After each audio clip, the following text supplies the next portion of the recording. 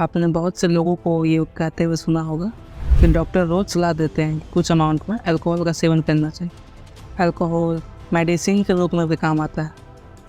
अगर इन स्टेटमेंट पर ध्यान दें, अगर ये इतना ही सही है और अगर ये मेडिसिन का ही काम करता है तो मेडिसिन स्टोर के बजाय ये शराब के ठेके पर क्यों उपलब्ध होता है? एक सही अमाउंट ऑफ मेडिसिन स्टोर में क्यों नहीं रहता? कोई भी अल्कोहल एडिक्शन का शिकार कैसे हो जाता है? वहीं एक तरफ सरकार जहां नशा मुक्ति केंद्र को सपोर्ट करती है तो दूसरी तरफ सरकार शराब खाने को लीगल प्रमोशन क्यों देती है कि वे शराब बेच सकते हैं। और तो और टेलीविज़न पर भी अल्कोहल एडवर्टीजमेंट करवाते हैं। सरकार उन कंपनी पर एक्शन क्यों नहीं लेती? आखिर नशा मुक्ति केंद्र की आवश्यकता ही क्यों पड़ी?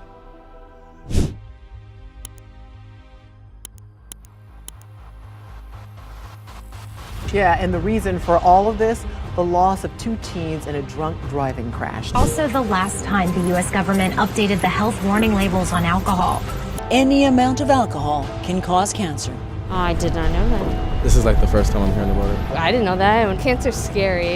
शराबबंदी कानून को लेकर मद्य निषेध विभाग ने एक अहम फैसला लिया है। बिहार में 2006 में लागू किए गए शराबबंदी कानून में शराब पीने वाले शराब पी रहे हैं, पिलाने वाले पिला रहे हैं। Is there any safe amount of alcohol? क्योंकि अल्कोहल एक एडिक्शन है।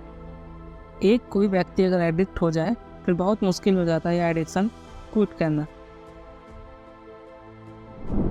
शराब का इतिहास जानने के लिए और शराब भारतीय अर्थव्यवस्था या किसी भी देश की अर्थव्यवस्था में कैसे योगदान देता है, इसको समझने से पहले समझते हैं कि शराब होता क्या है और शराब शरीर के साथ ऐसा क्या करता है कि दूसरों के लिए वह खतरे के रूप में दिखता है।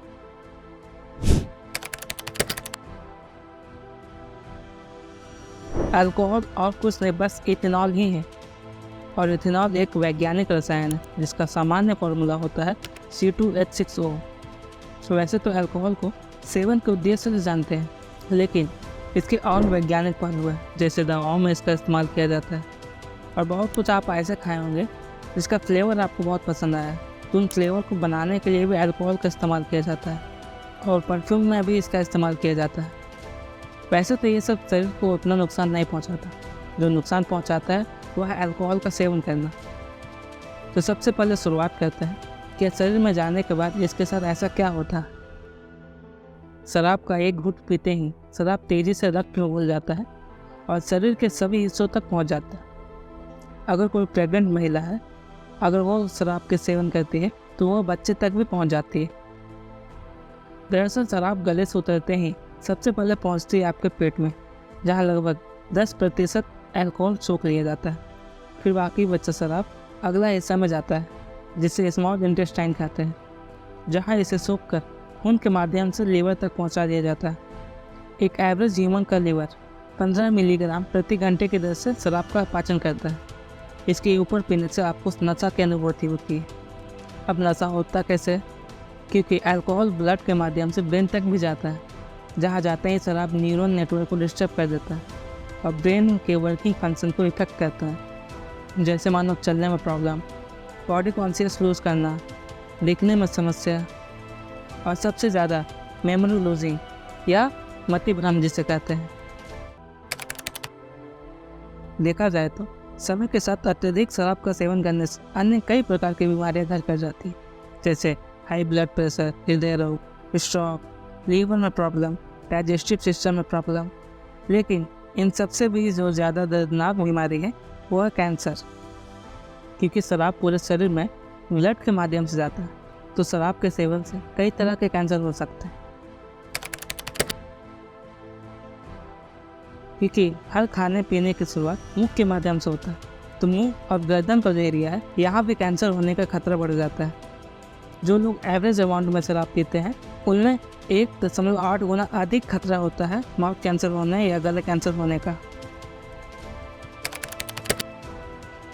किसी भी स्तर पर शराब का सेवन करने से एसोफेगल स्क्वैमस सेल कार्सिनोमा नामक कैंसर हो सकता है। आपके मन में यह सवाल आएगा कि एसोफेगल स्क्वैमस सेल कार्सिनोमा क्या है? तो बात करते हैं पहले एसोफेगल की।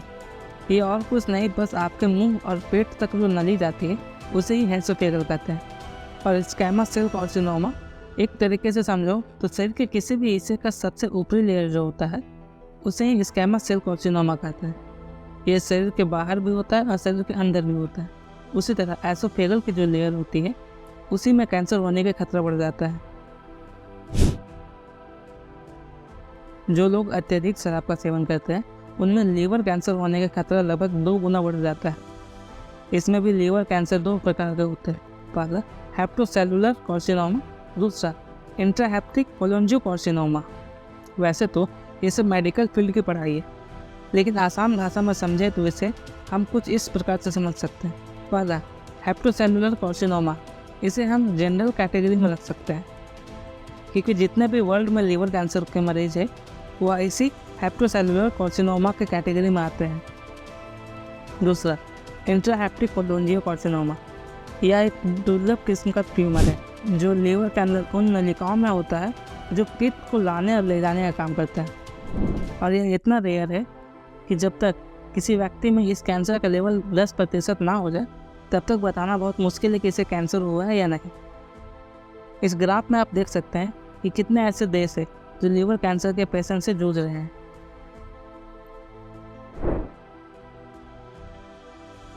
क्योंकि महिलाएं भी अल्कोहल का सेवन करती हैं तो केस स्टडी के मुताबिक उनमें ब्रेस्ट कैंसर होने का खतरा बढ़ जाता है। अब ये खतरा कितने लेवल तक बढ़ता है, आइए इसकी एक झलक देखते हैं। सबसे पहले मैं शराब का सेवन करने वालों को इन 4 कैटेगरी में रखता हूँ। पहला वो जो बिल्कुल शराब का सेवन नहीं करते, दूसरा जो थोड़ा बहुत शराब का सेवन करते हैं, तीसरा जो एवरेज अमाउंट में शराब का सेवन करते हैं, चौथा वो जो हैवी अमाउंट में शराब का सेवन करते हैं। अब इन तीनों कैटेगरी यानी जो शराब का सेवन करते हैं इनकी तुलना जो शराब का सेवन नहीं करते उनसे की जाएगी, क्योंकि कैंसर जैसी बीमारी का संबंध केवल अल्कोहल के साथ ही नहीं है और बहुत कुछ मायने रखते हैं। को 118 व्यक्तियों पर व्यक्तिगत अध्ययन किया था। उनके आंकड़ों से पता चलता है कि जो व्यक्ति शराब नहीं पीता है उनकी तुलना में जो व्यक्ति थोड़ा बहुत शराब पीता है उनमें ब्रेस्ट कैंसर होने का खतरा लगभग 1.04 गुना अधिक होता है। इसी तरह जो शराब नहीं पीते उनकी तुलना में जो एवरेज अमाउंट में शराब का सेवन करते हैं उनमें ब्रेस्ट कैंसर होने का खतरा लगभग 1.23 गुना अधिक होता है। इसी तरह जो शराब नहीं पीते हैं उनकी तुलना में जो हैवी अमाउंट में शराब का सेवन करते हैं उनमें ब्रेस्ट कैंसर होने का खतरा लगभग 1.6 गुना अधिक होता है। अब यहाँ सवाल ये पूछा जाएगा कि आखिर शराब का सेवन से कैंसर होता कैसे। मैं इसे पॉइंट वाइज बताने की कोशिश करता हूँ। पहला पॉइंट, अल्कोहल और कुछ नहीं इथेनॉल का ही दूसरा नाम है। और जब इथेनॉल को शरीर डाइजेस्ट करता है तो इथेनॉल को एसिटाल्डिहाइड में तोड़ देता है।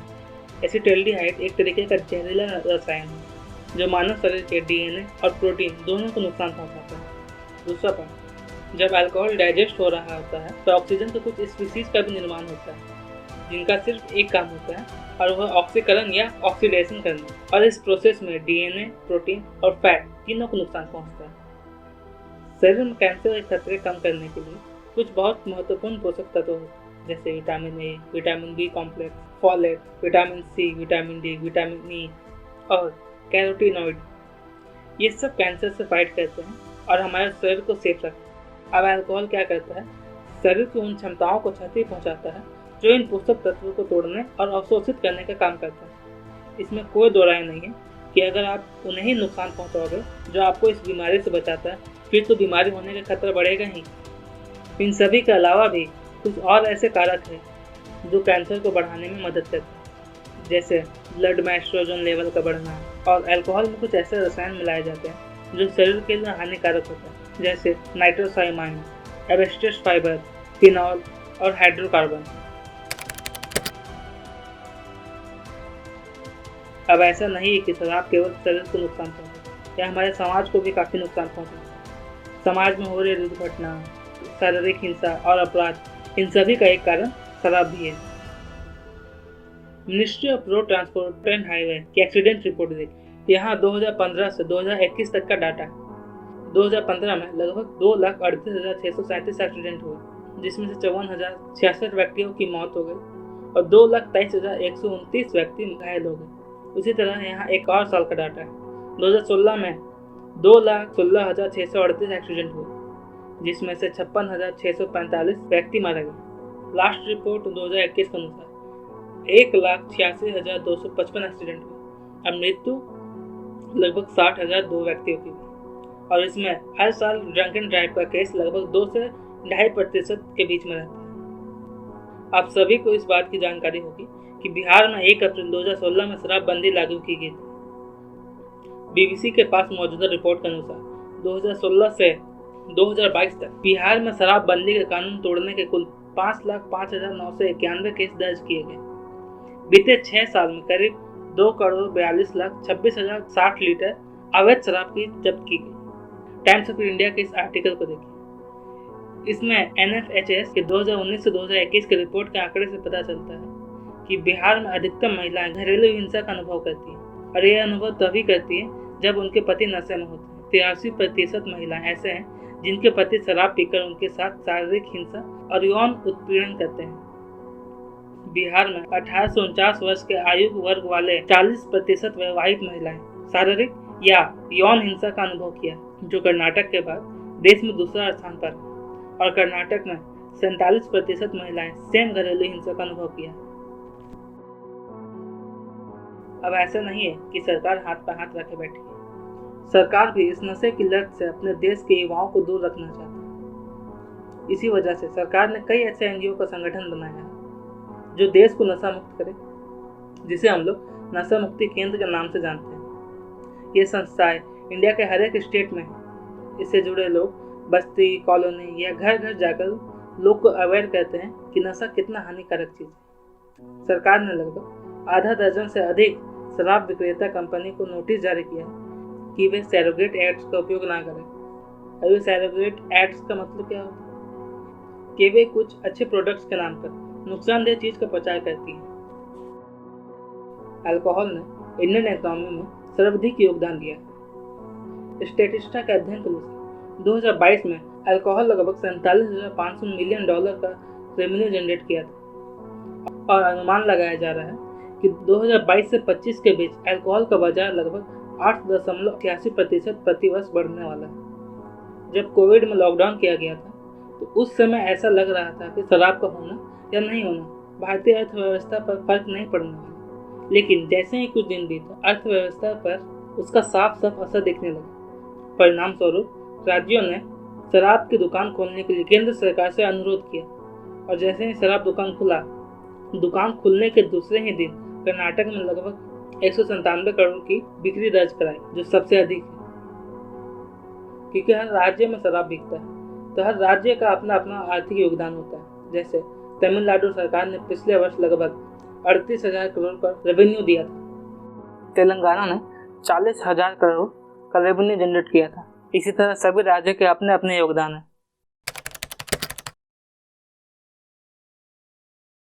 इसकी शुरुआत मैं ऋग्वेद से करना चाहता हूँ, जिसमें लिखा गया है कि जितने भी देवताएं थे वे खुशी या नृत्य संगीत में सोम रस का सेवन किया करते थे। आखिर ये सोम रस होता क्या है? सोम रस में सोम का अर्थ होता है खुशी, शांति और रस का अर्थ पेय पदार्थ। यह एक तरीके का हर्बल पेय पदार्थ था। प्राचीन काल में लोग इसे खुशी, शांति के लिए इस पेय पदार्थ का उपयोग करते थे और आज के लोग दुख की परिस्थितियों में रहकर सुख की तलाश में इस पेय पदार्थ का उपयोग करते हैं, जिसे शराब का नाम दिया गया। पुरातात्विक संशोधन के अनुसार अभी तक कोई भी ऐसा प्रमाण नहीं मिला है कि वह बता सके कि इस काल या फिर इस ईस्वी में शराब बनाने की शुरुआत की गई। लेकिन उनका कहना है कि जब से लोगों ने खेती करने की शुरुआत की होगी तब से ही शायद शराब बनाने की शुरुआत हुई होगी, क्योंकि शराब का बेसिक नेचर होता है सड़ना। उस समय खेती द्वारा उत्पन्न पदार्थों को एकदम से तो खत्म नहीं करते होंगे, कुछ ना कुछ अंश तो सड़ ही जाता होगा। तो हो सकता है किसी ने उसका उपयोग किसी तरीके से किया हो और उसे एक अलग किस्म की अनुभूति मिली। लेकिन दुनिया की सबसे पुरानी शराब चीन में है, जो लगभग 7,000 ईस्वी पूर्व बनी थी। इसी तरह 6,000 ईस्वी पूर्व काके शास्त्र में बनाई गई थी। अंत में सभी से यही बोलूँगा कि शराब एक सेहत के लिए हानिकारक पदार्थ है। इसे जितना हो सके उतना दूर रहें। जो नहीं पीते वो इससे दूर रहें और जो इसका सेवन करते हैं भले ही वह अमाउंट ज़्यादा हो या कम, जितना जल्दी हो सके छोड़ दें।